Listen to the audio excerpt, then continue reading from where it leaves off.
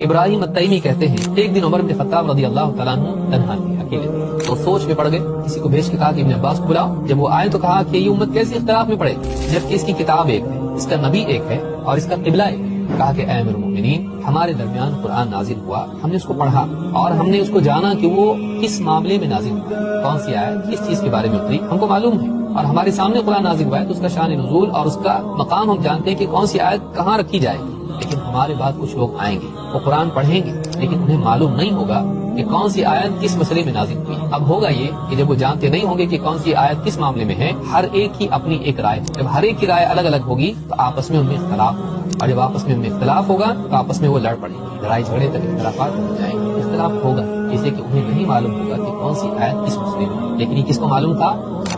معلوم ہوا کہ ہمارے لیے اس اختلاف سے اور اس اختتال سے، اس آپس کی لڑائی جھگڑوں سے بچنے کے لیے ضروری ہے کہ ہم سلف کی طرف رجوع کریں، اور یہی بات اللہ کے نبی صلی اللہ علیہ وسلم کی حدیث سے بھی معلوم ہوتی ہے کہ بعد میں اختلافات ہوں گے، تمہارے لیے میری سنت اور خلفائے راشدین کی سنت کی طرف رجوع ضروری ہے۔ تو اس روایت سے بات معلوم ہوتی ہے کہ بعد کے دور میں لوگ آئیں گے، ان کے سامنے متن ہوگا قرآن، لیکن کون سی آیت کس معاملے میں ہم کو معلوم نہیں، وہ یہاں کی چیز کہیں بھی فٹ کر دیں گے، کوئی بھی آیت اس سے کچھ بھی مطلب لینا شروع کریں گے تو گمراہ ہو جائے گا۔ ظاہر بات ہے جب عقلیں الگ الگ ہیں، اس کو یہ سمجھے گا، اس کو وہ سمجھے گا، اس کو وہ سمجھے گا، اور پھر سب آپس میں اختلاف رائے کی وجہ سے لڑنے والے بن جائیں گے۔ سلف کے فہم سے محرومی